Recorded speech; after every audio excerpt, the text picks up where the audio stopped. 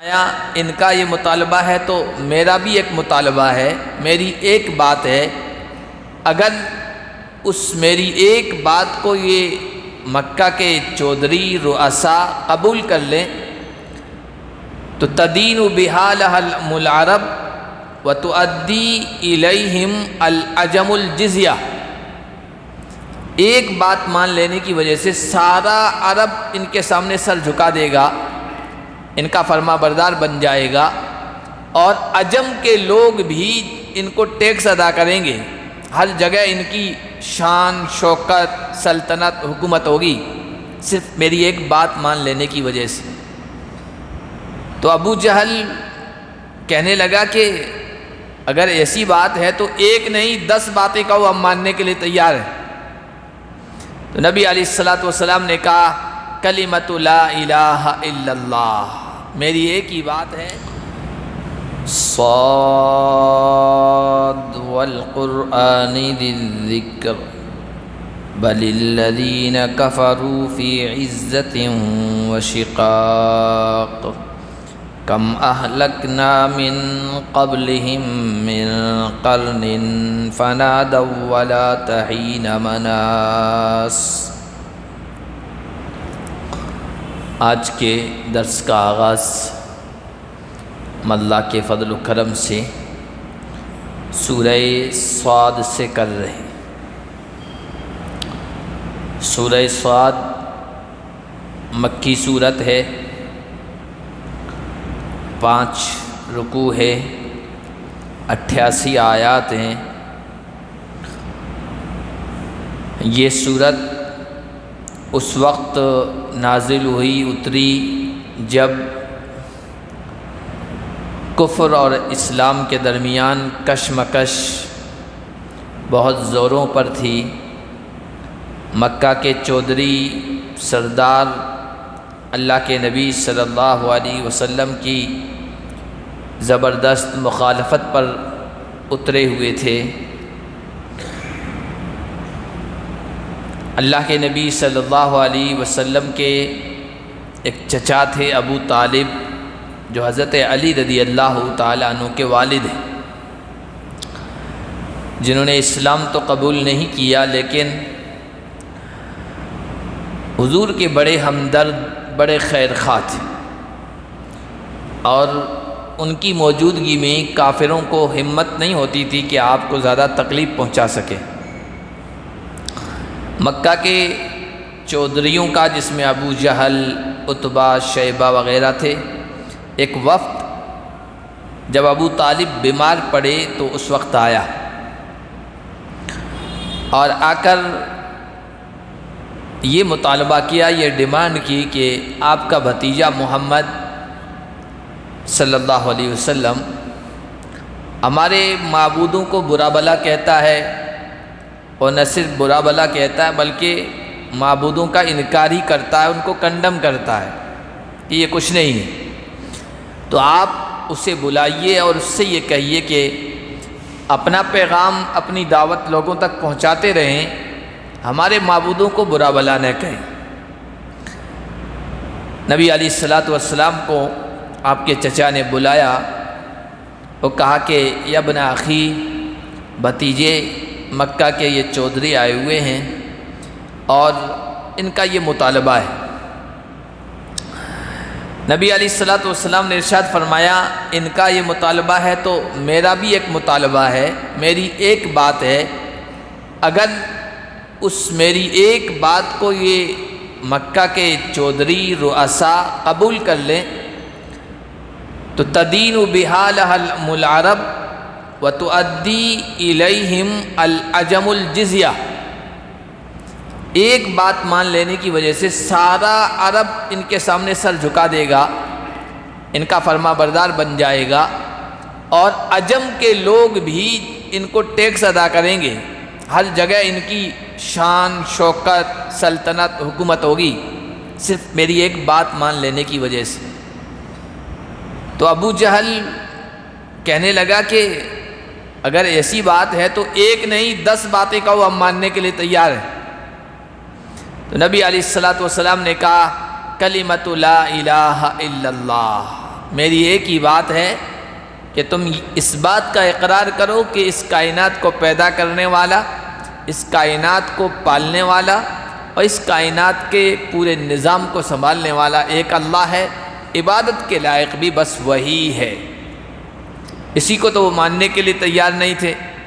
بہرحال وہ بپھر گئے اور بڑبڑاتے ہوئے جاتے ہوئے انہوں نے کیا باتیں کہی وہ اللہ تعالیٰ نے اس صورت میں بیان کی ہے۔ فرمایا صاد والقرآن ذی الذکر۔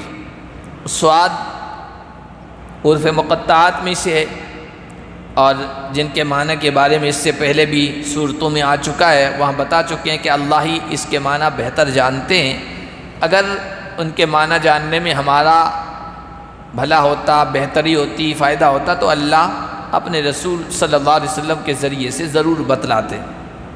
قسم ہے اس نصیحت بھرے ہوئے قرآن کی، نصیحتوں سے بھرے ہوئے قرآن کی قسم۔ کس چیز پر قسم کھائی جا رہی ہے، کس کے لیے؟ وہ بات یہاں پوشیدہ ہے، وہ یہ ہے کہ اس نصیحت بھرے ہوئے قرآن کی قسم، انک لرسول اللہ حقا، آپ سچے پیغمبر ہیں، برحق رسول ہیں۔ جب یہ قرآن سچا، قرآن کے لانے والے پیغمبر سچے، تو کافر لوگ مانتے کیوں نہیں تھے؟ کیا اس میں کوئی کمی تھی، کوئی نقص تھا؟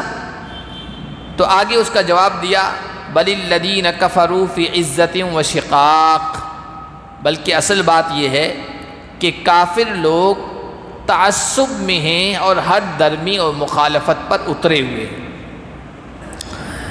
جب تک انسان تعصب کا، حد درمی کا چشمہ اپنی نظر سے نہیں ہٹائے گا، حق بات اس کو نہیں سمجھ میں آئے گی۔ تو قرآن تو حق ہی حق ہے، رسول کا پیغام برحق ہی برحق ہے۔ کافر لوگ اصل میں تعصب میں، ضد میں، عناد میں اور مخالفت میں ہیں، اس وجہ سے وہ قرآن کو سمجھ نہیں پا رہے ہیں، اور وہ یہ سمجھتے ہیں کہ اس طرح ہم قرآن کو اور قرآن والے کو ختم کر دیں گے، قرآن کے پیغام کو، مشن کو ختم کر دیں گے۔ اللہ نے فرمایا نہیں، یہ ان کی خام خیالی ہے، غلط فہمی ہے۔ کم اہلکنا من قبلہم من قرن فنادوا ولا تحین مناس، ہمارے اس پروگرام سے ٹکرانے والے خود ختم ہو جاتے ہیں، پروگرام کو ختم کوئی نہیں کر سکتا ہے۔ ان سے پہلے بھی ہمارے پیغمبر آئے، رسول آئے، مختلف قوموں کی طرف آئے، ان پیغمبروں نے ہمارا پیغام سنایا، ان کی قوموں نے ان کو رد کر دیا، نہیں مانا، انکار پر اتر آئے، اور جب ہماری مہلت کی جو مدت تھی، ڈھیل کی، وہ ختم ہو گئی، تو پھر ہماری پکڑ آئی، اور اللہ کی جب پکڑ آ جاتی ہے تو پھر مہلت نہیں ملتی ہے۔ فنادوا ولا تحین مناس، جب انہوں نے دیکھ لیا کہ اب اللہ کا عذاب آ رہا ہے، اللہ کی پکڑ آ رہی ہے، تو پھر اللہ کو پکارنے لگے کہ ہمیں بچا لیجئے۔ ولا تحین مناس، وہ چھٹکارے اور نجات کا وقت نہیں ہوتا ہے۔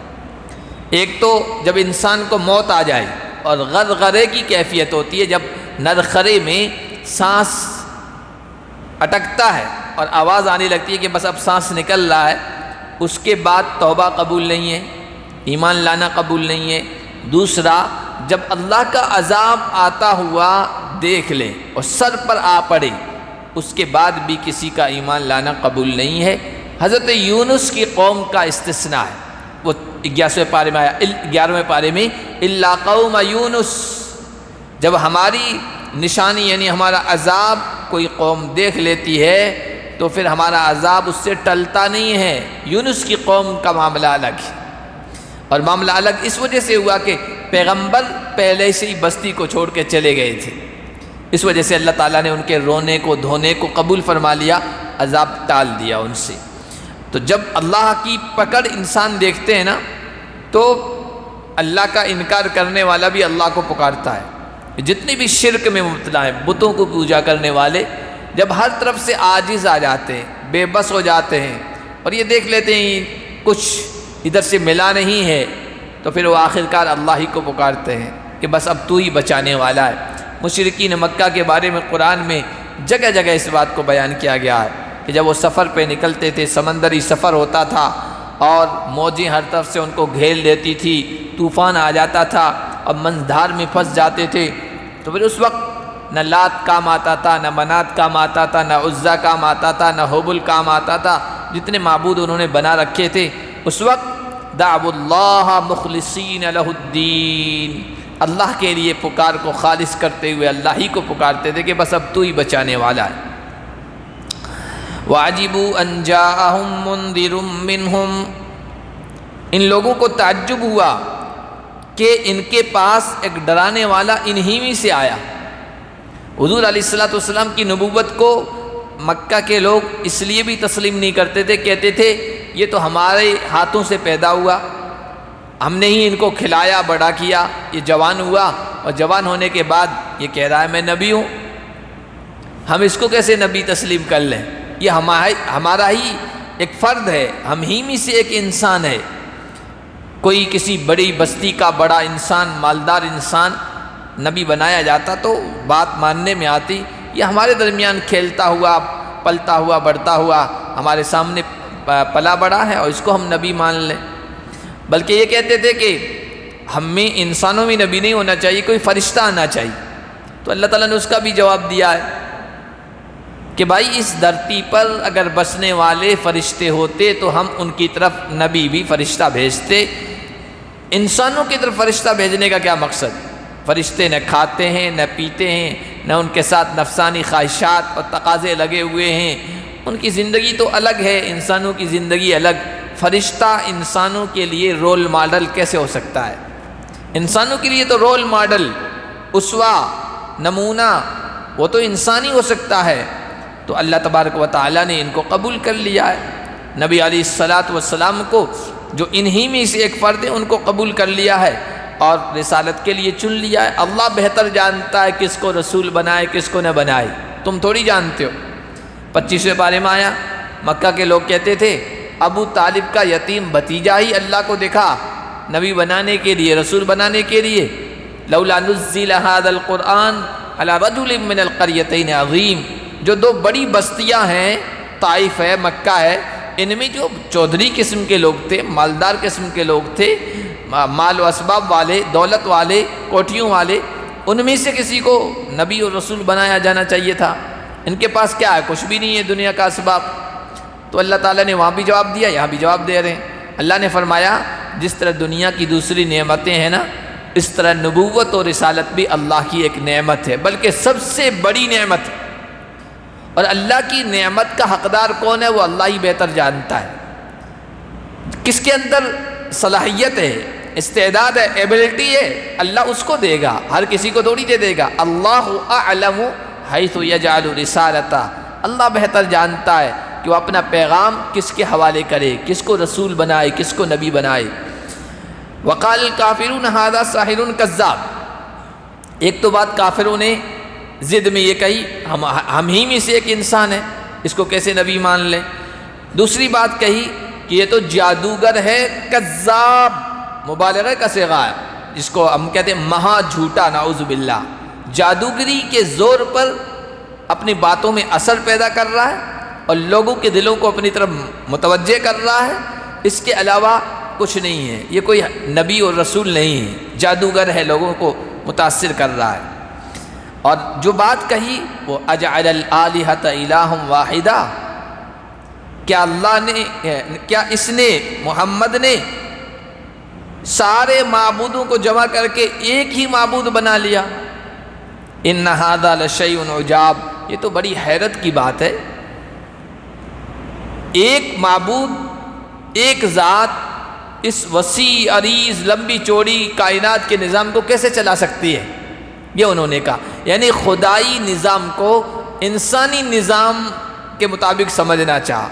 دنیا میں کوئی حکومت ہوتی ہے اور کوئی سلطنت ہوتی ہے، کوئی بادشاہت ہوتی ہے، اس میں اکیلا بادشاہ کچھ نہیں کر سکتا ہے، وہ اپنے کارندے چھوڑتا ہے۔ آج کی حکومت کا نظام اور سسٹم دیکھ لیں، بھائی جو وزیر اعلیٰ ہے، مکھیہ منتری ہے، تو پھر وہ اکیلا کچھ نہیں کر سکتا، اس لیے کہ وہ نہ جانتا ہے اور نہ اس کو کچھ معلوم ہے، تو وہ اپنے نمائندے جن کو ایم ایل اے کہتے ہیں وہ ہر علاقے میں منتخب کرواتا ہے، وہ حالات کو بتائیں گے، وہ معاملات کو سنبھالیں گے. یا پردھان منتری ہے، وہ پھر سانسد کے ذریعے سے اس تک بات پہنچتی ہے اور اس کے ذریعے سے وہ کام کرواتا ہے، منتری بناتا ہے. تو انہوں نے اللہ کے نظام کو، خدائی نظام کو بھی انسانی نظام سمجھا کہ ایک انسان کیسے کر سکتا ہے. اس کے مددگار، اس کے وزیر، اس کے کام کرنے والے، اس کے منتری ہوں گے تب تو جا کے کام چلے گا. تو اللہ تعالیٰ نے اس کا بھی جواب دیا ہے، ما قدر اللہ حق قدرہ ان اللہ لقوی عزیز. 17 پارے. اللہ کو جس طرح پہچاننا چاہیے تھا یہ نہیں پہچان سکے. اللہ کی جس طرح قدر کرنی چاہیے تھی، اللہ کی بادشاہت، اللہ کی سلطنت، اللہ کی قوت، اللہ کی طاقت، اللہ کی عزت، اللہ کا غلبہ، کائنات پر اللہ کا اختیار اور کنٹرول جیسا ہے، یہ نہیں سمجھ سکے. یہ انسانوں کی طرح اللہ کی ذات کو سمجھ رہے ہیں. ایک اکیلا انسان پوری کائنات کو، ایک اکیلی ذات پوری کائنات کو کیسے سنبھال سکتی ہے؟ یہ ایسا ہی ہے جیسا کسی انسان نے سورج نہ دیکھا ہو، سورج نہ دیکھا ہو اور وہ کمرے میں ہو، اور کمرے میں ایک چراغ جلایا جاتا ہے یا ایک بلب یا ایک لائٹ، اور وہ کہے کہ ایک چھوٹا سا کمرہ ہے، اس کو ایک بلب اتنا روشن نہیں کر سکتا ہے، تو یہ پوری کائنات کو اکیلا سورج کیسے روشن کرے گا؟ تو یہ اس کی کم علمی کی دلیل ہے، اس کے ناتجربہ کاری کی دلیل ہے. اکیلا سورج پوری کائنات کو روشن کر سکتا ہے، لیکن وہ کہہ رہا ہے کہ ایک چھوٹا سا بلب، ایک لائٹ کمرے کو اتنا روشن نہیں کر سکتی ہے، ایک سورج کیسے روشن کر سکتا ہے؟ کہ اللہ کی ذات الگ ہے، انسانوں کی ذات الگ ہے، قیاس نہیں کر سکتے. اللہ کی ذات ان اللہ لقوی عزیز، طاقتور ہے، غلبے والی ہے، وہ سب کچھ کر سکتی ہے. حضرت ابو طالب کے پاس وہ جو وفد آیا، حضور علیہ السلام کی جب یہ بات سنی نا، لا الہ الا اللہ، نہیں چلانے والا تو ایک ہی ہے، بس یہ مان لو. وانطلق الملأ منهم ان امشوا واصبروا على آلهتكم، وہ بفر پڑے اور بڑبڑاتے ہوئے نکلے، کہنے لگے اپنی قوم سے اپنے معبودوں پر جمے رہو، چھوڑنا مت لات عزا منات کو اور جن جن معبودوں کو تم مان رہے ہو. ان ھذا لشیء یراد، یہ محمد جو کہہ رہا ہے اس کے پیچھے کوئی غرض ہے، کوئی مقصد ہے، اس کا مطلب ہے جس کو پورا کرنا چاہتا ہے. اور ان کے کہنے کا مقصد یہ تھا کہ محمد وہ اپنے آپ کو نبی اور رسول کہہ رہا ہے، اصل میں یہ اللہ کی طرف سے نہیں ہے. اس کو چاہیے مال، نعوذ باللہ، اس کو چاہیے دولت، اس کو چاہیے سلطنت، اس کو چاہیے بادشاہت. اور وہ کیسے حاصل کرے؟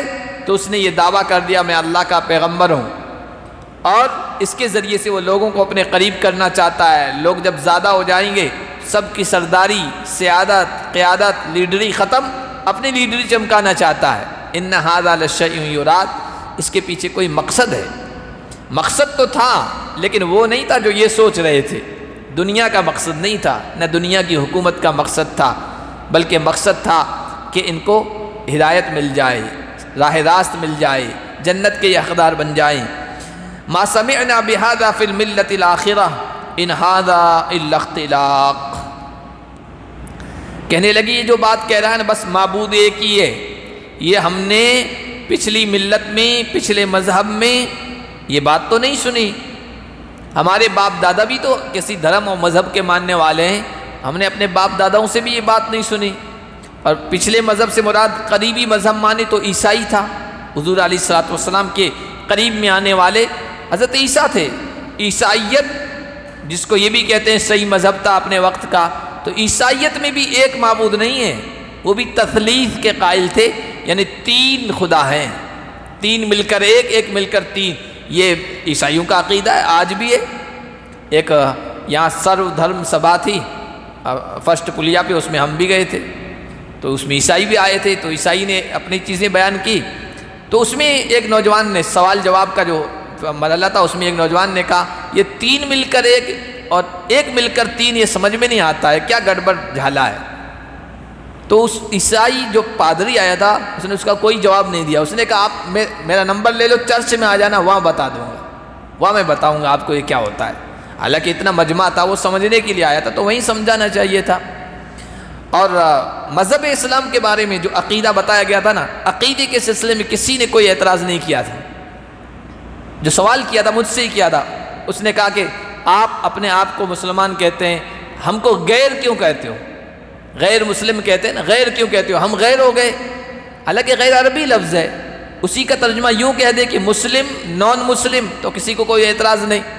غیر مسلم کا ہی ترجمہ نان مسلم ہے تو کسی کو کوئی اعتراض نہیں۔ تو الفاظ کے نہ سمجھنے کی وجہ سے اعتراض تھا، باقی عقیدے کے سلسلے میں ان کو کوئی اشکال اعتراض نہیں ہوا۔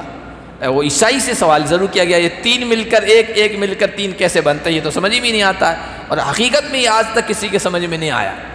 تو یہ کہہ رہے ہیں کہ پچھلے مذہب میں بھی تو تین خدا تو مانتے ہیں، اور محمد کہہ رہا ہے بس ایک ہی۔ ان ھذا الا اختلاق، یہ تو من گھڑت بات ہے، خود ساختہ بات ہے، یہ اپنی طرف سے پیش کر رہے ہیں۔ حالانکہ نبی علیہ السلام جو بات پیش کر رہے تھے وہ خود ساختہ نہیں تھی، وہ تو اللہ کی طرف سے یہ پیغام تھا، اور کوئی نئی بات نہیں تھی۔ خود ساختہ من گھڑت بات ہوتی ہے نا، وہ نہیں ہوتی ہے۔ یہ تو توحید کا پیغام، بس ایک اللہ ہے، یہ آدم سے لے کر عیسیٰ تک ہر پیغمبر نے دیا ہے۔ وما ارسلنا من رسول الا نوحی الیہ انہ لا الہ الا انا فاعبدون، جو کوئی بھی رسول آیا ہے ہم نے اس کی طرف یہی وحی کی ہے کہ تم انسانوں سے کہو اللہ کے علاوہ کوئی معبود نہیں، لہذا اسی کی عبادت کرو۔ یہ تو تمام پیغمبروں کا عقیدہ رہا ہے۔ اَأُنزِلَ عَلَيْهِ الذِّكْرُ مِن بَيْنِنَا، وہ کہتے تھے کہ یہ قرآن، یہ نصیحت کی بات ہم سب کو چھوڑ کر، بڑے بڑے مالداروں کو چھوڑ کر یہ یتیم کے اوپر نازل کیا گیا قرآن۔ بل ہم فی شک من ذکری، اصل بات یہ کہ قرآن کو انہوں نے سمجھنے کی کوشش نہیں کی ہے، اس سے نصیحت حل کرنے کی کوشش نہیں کی ہے، اس لیے وہ شک میں ہیں۔ بل لما یذوقوا عذاب، اور شک میں بھی ہیں، ضد پر بھی ہے، بس نہیں ماننا تو نہیں ماننا ہے، اور یہ جو ضد کر رہے ہیں اس کا عذاب یہ چکھیں گے، اس کا انجام ان کو بھگتنا پڑے گا۔ بل لما یذوقوا عذاب، انہوں نے میرے عذاب کا مزہ ابھی چکھا نہیں ہے۔ یہی روش، یہی طرز پچھلے لوگوں نے بھی اختیار کیا تھا، اپنایا تھا، اور ان کو عذاب کا مزہ چکھنا پڑا۔ عذاب کا مزہ چکھ لیں گے تب سمجھ میں آ جائے گا، لیکن تب سمجھنے سے کوئی فائدہ نہیں۔ پیچھے کہا گیا وَلَا تَحِينَ مَنَاص، پھر کوئی نجات کی شکل نہیں ہوتی ہے۔ ام عندهم خزائن رحمت ربک العزیز الوہاب، یہ کہتے ہیں کہ اسی کو کیوں نبی بنایا گیا، کسی اور کو کیوں نہیں؟ طائف کے کسی سردار کو کیوں نہیں؟ مکہ کے کسی سردار کو کیوں نہیں؟ تو اللہ نے کہا نبوت یہ ہماری رحمت ہے، نبوت یہ ہماری نعمت ہے۔ کیا یہ تمہارے زبردست بخشنے والے، عطا کرنے والے پروردگار کی رحمت کے خزانوں کے مالک ہیں؟ جس کو چاہیں دیں، جس کو چاہیں نہ دیں، جس کو چاہیں نبی اور رسول بنا دیں، اور کسی پر ہم وحی اتار رہے ہیں، نبی اور رسول بنا رہے ہیں، اس سے وحی کو یہ روک دیں کہ نہیں اس کو نبی نہیں بنا سکتے ہم؟ نہیں، ان کے پاس کچھ بھی نہیں ہے، سب کچھ اللہ کے پاس ہے، اور اللہ بہتر جانتا ہے۔ اگر ان کو اختیار دیا جاتا تو یہ بھی تو کسی نہ کسی کا چناؤ کرتے کہ ہم اس کو نبی بنا رہے ہیں، اس کو سردار بنا رہے ہیں، کس بنیاد پر؟ کہ اس کے اندر چند خوبیاں ہوں گی جس کی وجہ سے۔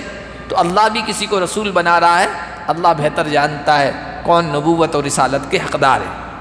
ام لہم ملک السماوات والارض وما بینہما، یہ کہہ رہے ہیں یہ رسول نہیں ہونا چاہیے، کیا ان کے پاس کنٹرول ہے، آسمان و زمین کی بادشاہت ہے، اختیار ہے؟ اگر ان کے پاس طاقت ہے فَلْيَرْتَقُوا فِي الْأَسْبَابِ، تو اپنے اسباب، ذرائع سب استعمال کریں، اور اپنی طاقت و قوت کو استعمال کریں۔ کیسے وہ اللہ کی رحمت سے کسی کو محروم رکھ سکتے ہیں؟ جُنْدٌ مَّا هُنَالِكَ مَحْزُومٌ مِّنَ الْأَحْزَابِ، یہ مکہ کے لوگ، عرب کے لوگ، ان کو بھی ہار کا، شکست کا سامنا کرنا ہے۔ اور جُنْدٌ مَّا هُنَالِكَ مَحْزُومٌ مِّنَ الْأَحْزَابِ، اور یہ ہے ہی کتنے؟ ایک چھوٹا سا لشکر ہے، چھوٹا سا جتھا ہے، اور ان سے پہلے بڑی بڑی قومیں، بڑے بڑے گروہ، بڑے بڑے جتھے گزر چکے ہیں، اللہ کی رحمت سے کسی کو وہ محروم نہیں کر سکے، اور نبیوں کے انکار کی وجہ سے وہ اپنے آپ کو اللہ کے عذاب سے نہیں بچا سکے۔ تو یہ کس کھیت کی مولی ہیں، اللہ کی طرف سے یوں جھاڑو پھیلا جائے گا اور سب تہس نہس کر دیے جائیں گے۔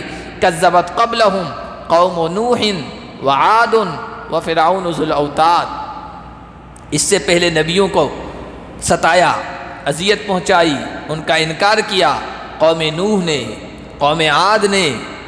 کتنی مضبوط طاقتور قومیں تھی، اللہ خود جو ان کا پیدا کرنے والا وہ کہہ رہا ہے لم یخلق مثلها فی البلاد، آج تک ان سے زیادہ طاقت و قوت والے ہم نے پیدا ہی نہیں کیے۔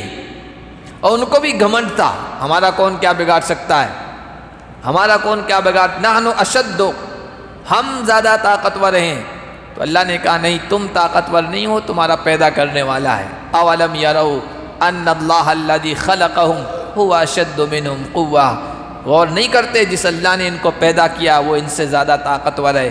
پھر اللہ نے اپنی طاقت دکھائی، کیا ڈیل ڈول والے لوگ تھے، کتنے مضبوط تھے، محلات بڑے بڑے بنایا کرتے تھے۔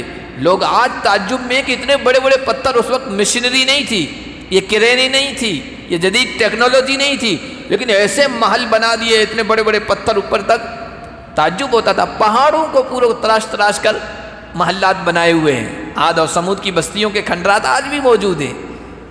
تو اتنی طاقت والے، اللہ نے ان کی طاقت ان کو دکھانی چاہیے۔ ہوا جیسی نرم چیز، لطیف نرم چیز ہوا، ان پر ارسلنا علیم ریحن سرسرا، ہوا کا طوفان بھیجا اور ان کو ایسے اوپر لے جا کر نیچے پٹکا ہے۔ ایسے پڑے ہوئے تھے لمبے تڑنگے ڈیل ڈول والے لوگ، جن کو اپنے مقابلے کوئی دکھتا ہی نہیں تھا۔ اللہ نے فرمایا کانما اعجاز نخل خاویہ، جہاں کھجور کے بڑے بڑے باغات ہو، ناریل کے درخت ہو اور طوفان آ جائے اور منظر ایسا ہو کہ بڑے بڑے تنے یوں پڑے ہوئے ہیں، یہ لوگ بھی ایسے ہی پڑے ہوئے تھے جو جیسے گویا کھجور کے کھوکھلے تنے پڑے ہوئے ہیں۔ تو انہوں نے بھی جھٹلایا۔ فرعون، میخوں والا فرعون، میخوں والا اس اعتبار سے بھی کہا گیا کہ وہ جب کسی کو سزا دیتا تھا نا، بڑی وحشیانہ درندگی والی، انسان کو لٹا دیتا تھا، ہاتھ پیروں میں چاروں جگہ پر میخوں سے گاڑ دیتا تھا اور پھر سزا دیا کرتا تھا۔ یا میخوں والا اس اعتبار سے بھی کہا گیا کہ بڑے بڑے محل اس نے بھی تعمیر کرائے تھے، ستونوں کو میخوں سے بتایا گیا ہے، تو وہ بھی طاقت والا تھا۔ قوم سمود، قوم لوط، اصحاب الایکہ، جنگل والے، بن والے، حضرت شعیب کی جو قوم تھی، اولئک الاحزاب، یہ بڑی بڑی پارٹیاں تھیں، بڑے بڑے جتھے تھے۔ ان کل الا کذب الرسل، انہوں نے بھی رسولوں کو جھٹلایا جس طرح یہ جھٹلا رہے ہیں نا۔ فحق عقاب، اور میری سزا، میرا عذاب ثابت ہو گیا ان پر، جتنی ڈھیل دینی تھی اس ڈھیل کا انہوں نے غلط فائدہ اٹھایا، پھر میرا عذاب آیا، اور جب عذاب آیا بالکل زمین سے ناپید کر دیے گئے، نام و نشاں مٹا دیا گیا۔ وما ينظر هؤلاء الا صيحة واحدة ما لها من فواق، اب یہ لوگ مکہ کے یہ لوگ یہ انتظار نہیں کر رہے مگر اللہ کی طرف سے ایک زبردست چیخ کا، ما لها من فواق، جس میں زیادہ دیر نہیں ہوگی۔ فواق کہتے ہیں اونٹنی کو ایک مرتبہ دھونا اور پھر اس کے بعد تھوڑی دیر کے لیے چھوڑ کر دوبارہ دھونا۔ ہر جانور کو جب دھوتے ہیں تو اسی طرح کرتے ہیں، ایک مرتبہ جتنا تھن میں دودھ ہوتا ہے نا نکال لیتے ہیں، نکالنے کے بعد تھوڑی سی مختصر سی مدت 1-2 منٹ کے لیے چھوڑ دیتے ہیں تاکہ اور تھنوں میں دودھ آ جائے، پھر دوبارہ دھوتے ہیں۔ یہ مدت ہی کتنی ہوتی ہے، گائے کو دھوتے ہیں، ایک مرتبہ دھو لیا، پھر تھوڑا سا پانی چھڑکا اور پھر دوبارہ دھونا شروع کر دیا۔ تو کہا کہ ہمارا جب عذاب آ جائے گا تو ایک چیخ سے مراد سور پھونکا جائے گا جس میں زیادہ دیر نہیں لگے گی اور یہ سب ڈھیر ہو جائیں گے۔ وقالوا ربنا عجل لنا قطنا قبل یوم الحساب، اللہ کے نبی جو نہیں کہتے تھے کہ اللہ کا عذاب آ جائے گا سنبھل جاؤ، اور عذاب نہیں آیا تو پھر آخرت تو ہے ہی، حساب کتاب کا معاملہ تو کہتے تھے، یہ کہتے ہیں آخرت ہے، عذاب ہے، جنت جہنم ہے، حساب و کتاب کا معاملہ ہے، جزا و سزا ہے، پتہ نہیں آخرت ہوگی جب ہوگی، برپا ہوگی جب ہوگی، ہمارا جو آخرت کا حصہ نا وہ پہلے ہی دے دیجیے۔ یہ ان کی ہر درمی تھی، اور بلکہ مذاقیہ انداز تھا، مذاق کا انداز تھا کہ وہ جو سزا ہمیں آخرت میں ہونی ہے نا وہ اسی دنیا میں دے دو۔ عجل لنا قطنا قبل یوم الحساب، حساب کے دن سے پہلے ہمارا حصہ اسی دنیا میں دے دو۔ اللہ کے نبی کو اس سے تکلیف ہوتی تھی، کیونکہ اللہ حکیم ہے، حکمت والا، مسلط والا ہے۔ ایسا تھوڑی کہ آخرت کا حصہ ابھی دے دے، اللہ کی طرف سے مہلت دی جاتی ہے، ڈھیل دی جاتی ہے۔ آخرت کا حصہ تو آخرت ہی میں ملے گا، اس دنیا میں انکار کی وجہ سے بھی پکڑے جائیں گے۔ اللہ کے نبی سمجھاتے تھے مذاق مت کرو دین کی باتوں کا، آخرت کا۔ تکلیف ہوتی تھی جب اس طرح کی وہ باتیں کرتے تھے، مذاق اڑایا کرتے تھے۔ آگے اللہ تعالیٰ نے نبی علیہ السلام کو نبیوں کے واقعات سنائے، حضرت داؤد کا واقعہ، پھر حضرت سلیمان کا، پھر حضرت یسع کا، حضرت ایوب کا، ذوالکفل کا، حضرت اسماعیل کا، اور کہا کہ آپ صبر کیجیے۔ جب یہ بات بتائی جاتی ہے کہ جو آپ کے ساتھ معاملہ پیش آ رہا ہے نا، وہ آپ کے ساتھ ہی نہیں ہوا ہے، پہلے لوگوں کے ساتھ بھی ان کی قوموں نے اسی طرح مذاق اڑایا ہے اور ان کو اذیتیں پہنچائی، تو انسان کو تسلی ہوتی ہے، حوصلہ ملتا ہے۔ تو اللہ کے نبی صلی اللہ علیہ وسلم کو حوصلہ دیا گیا ہے، تسلی دی گئی اللہ کی طرف سے، جس کو انشاءاللہ اگلے درس میں پڑھیں گے۔